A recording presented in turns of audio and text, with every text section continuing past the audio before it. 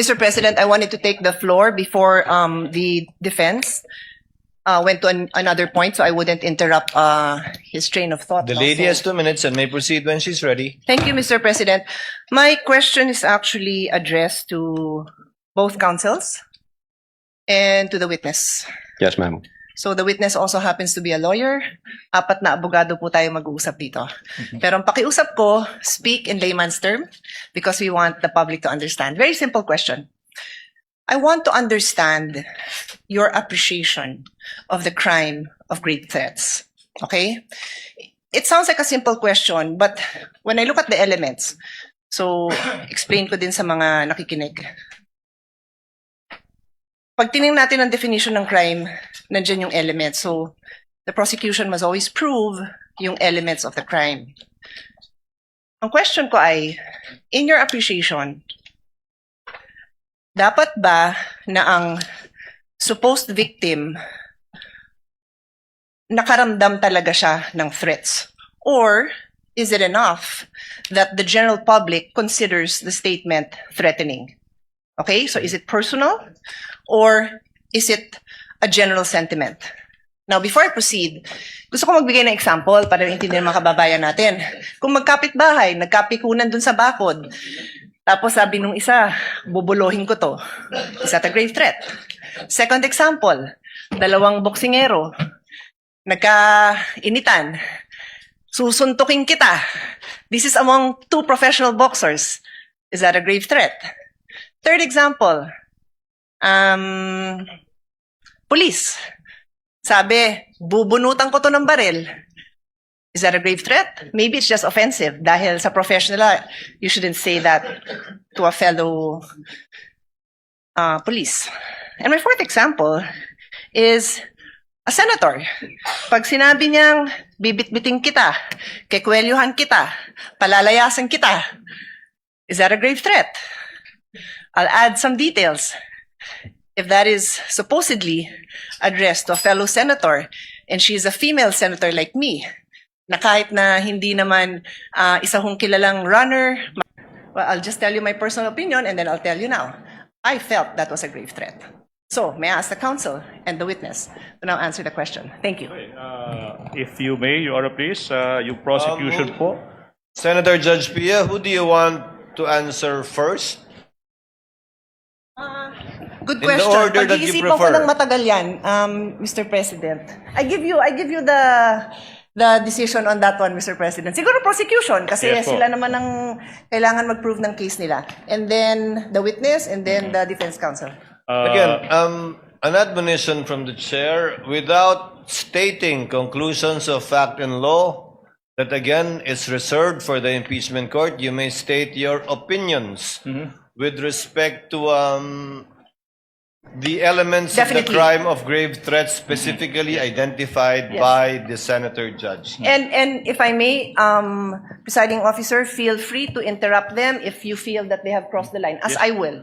That's why I just Opo, want, I repeat my question, I want to understand your appreciation of the crime. You may, Mr. President, will we allow them to cite jurisprudence? I leave it up to you. I just Opo. want to understand the appreciation kasi. Opo. What do you think? Doon sa particular pong katanungang yon ni Senator Judge Pia Cayetano na dapat ba may takot na naramdaman, correct me if I'm wrong, Senator Judge Pia? Yes. Yung taong tinatakot o subject matter ng grave threats o pampublikong pagtanggap pa na nakakatakot yung mga sinabi niya laban doon sa taong tinatakot niya. Siguro a simple yes or no with a very short explanation would Opo. suffice, Mr. Presiding Officer. Attorney Ligutan, you have 2 Maraming minutes, salamat, please.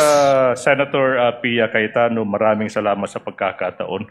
Yung sagot sa tanong na iyan, yung sagot po ng prosecution, hindi po galing sa opinion ng aking mga kasama. Ito po ay isang decision.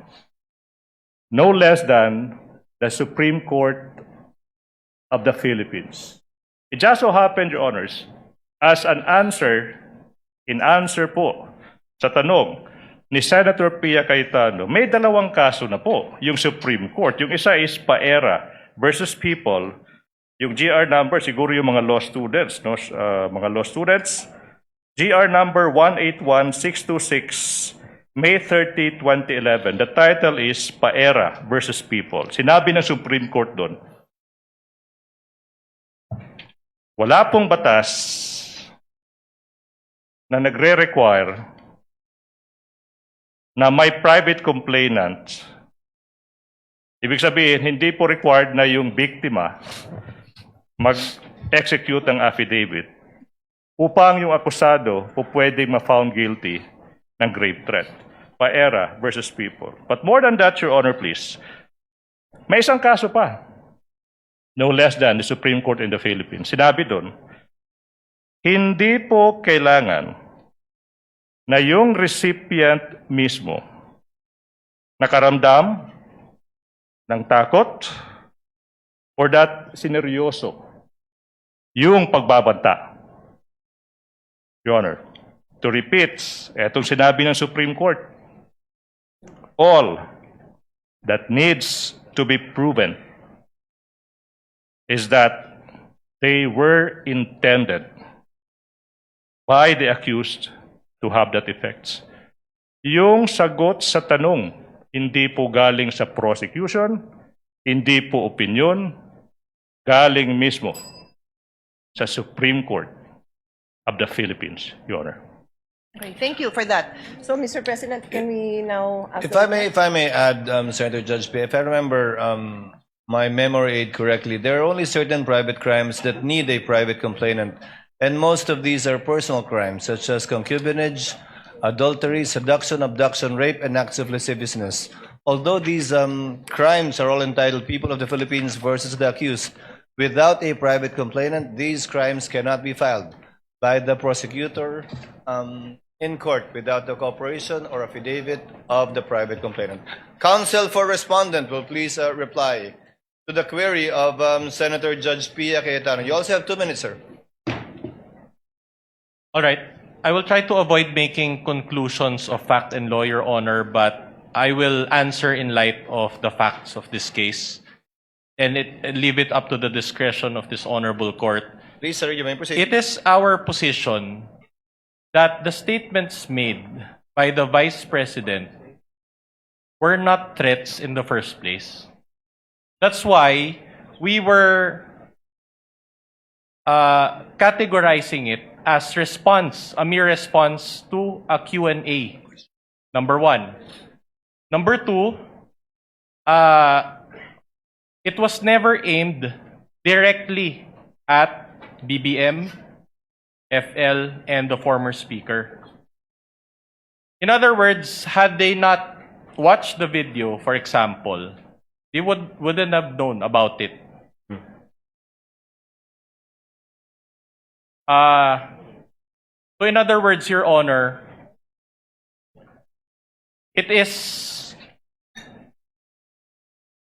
there was no threats to begin with.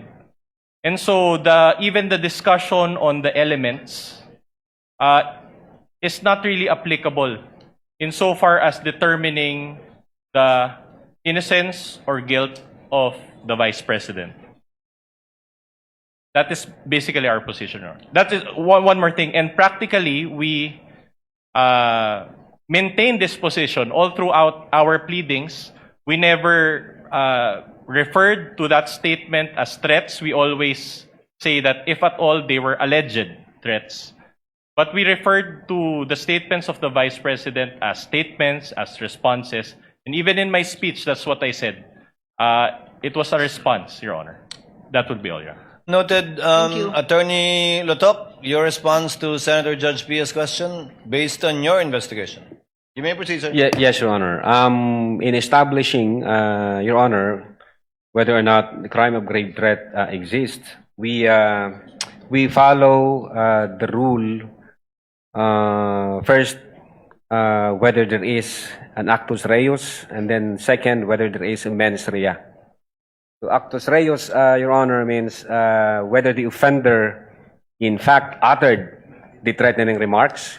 We were able to establish that. That's why in-authenticate po ng NBI yung video na kung saan nandoon yung utterances. The test of mens rea, Your Honor, what we did, we we